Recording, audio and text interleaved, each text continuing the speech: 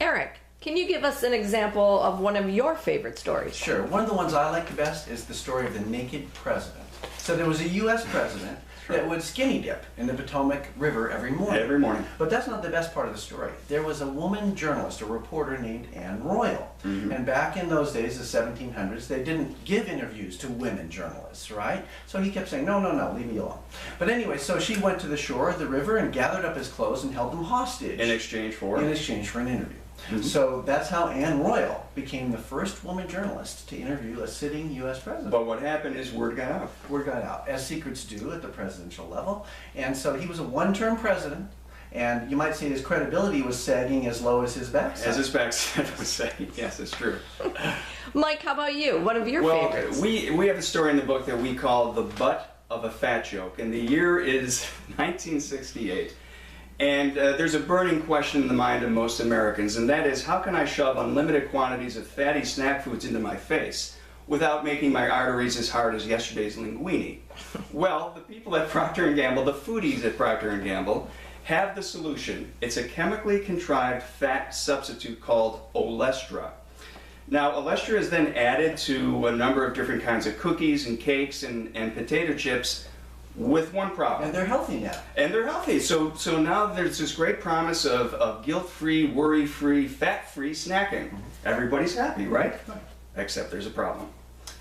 Olestra causes acute digestive illnesses. Soon the Food and Drug Administration steps in and requires labeling on all Olestra products. That includes the warning for diarrhea, acid reflux, vomiting, and something they term in an unappetizing kind of way, anal leakage can occur when you eat these particular products. So after that initial burst of excitement, Olestra products drop in sales by about 50% the first year and almost 100% by the second year. So their early promise of this kind of worry-free, guilt-free, fat-free junk food becomes, as we say in the book, one big fat joke.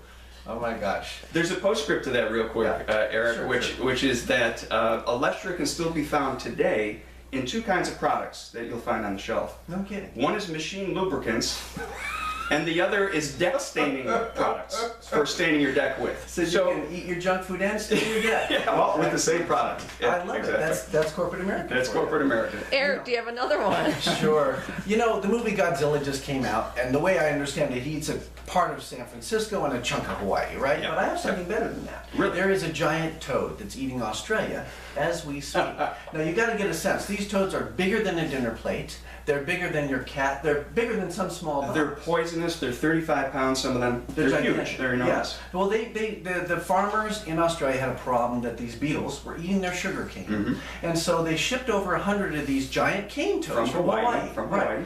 Well, now the mom, the female toads They lay 50,000 eggs at a time. Okay, a year. It's ridiculous. And then, no, so guess how many of these toads they now have in Australia? A lot. 200 million of these truly enormous toads. They're finding them everywhere. Like you open up your kitchen cupboard and there's a giant You toad. look at your garbage can, there it is. They are everywhere. They're a bigger problem than jackrabbits, which were the previous big problem in exactly. Australia. And as toads kind of are, these things are poisonous. So if you touch, you can't eat like frog leg soup or something. You can't even eat them. No. But if animals do eat them, like the crocs, they're finding hundreds of dead crocs. And dead birds and dead endangered raccoons species. and things Like if an endangered species of bird tries to eat them, goodbye endangered species.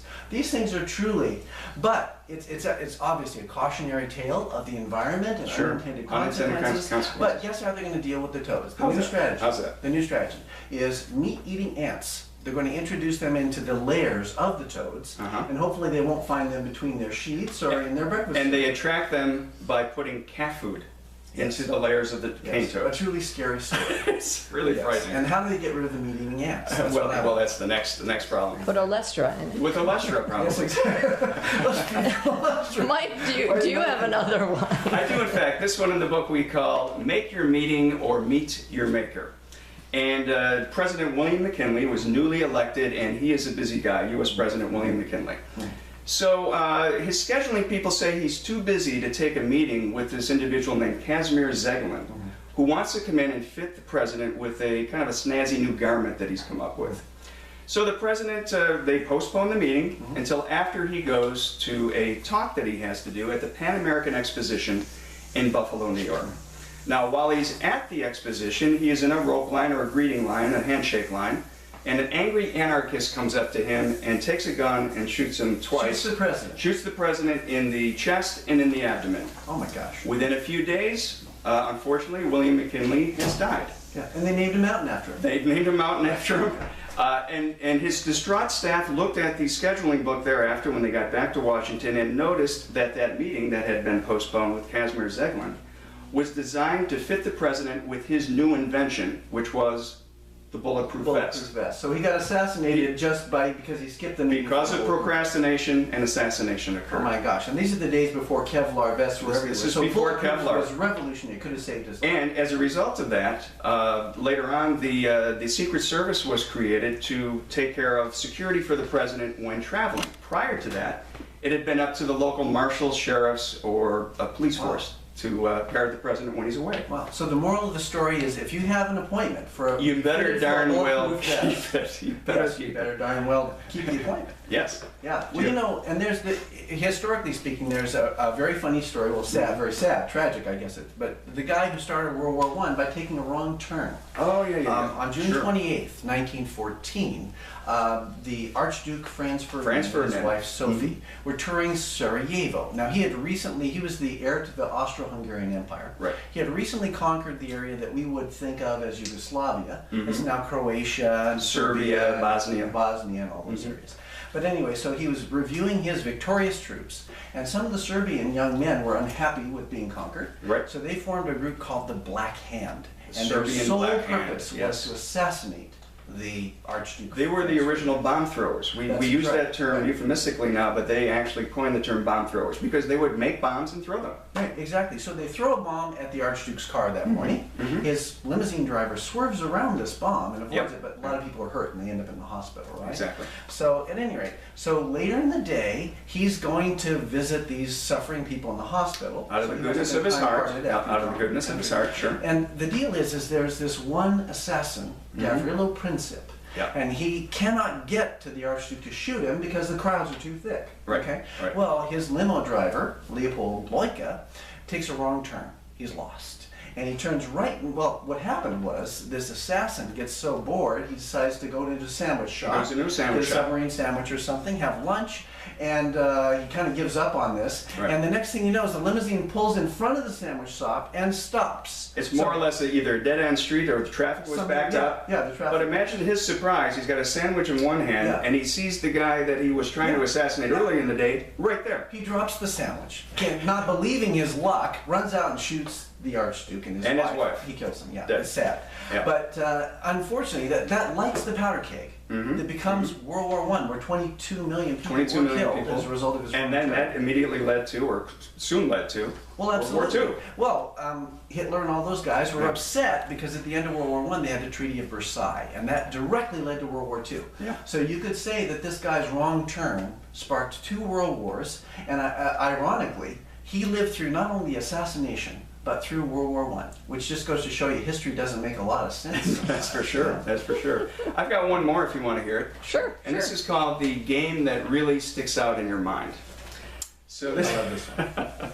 so let me ask you, what would you call a game where you take a foot-long weighted metal-tipped dart and toss it high into the air in the hopes that it will land in a plastic hoop sitting at the feet of your opponent about 20 feet away? Really dangerous. Well, you'd call it either lawn darts, garden darts, jarts was another name for it, or you would call it somebody calling on a phone.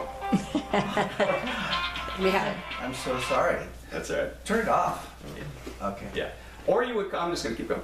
Or you would call it perhaps the most ridiculously dangerous children's game in history. Oh my gosh. So this is When they actually made this. This is 1960, late 1950s actually, and Hasbro comes up with this idea for lawn darts, and it becomes a staple of picnics and backyard fun.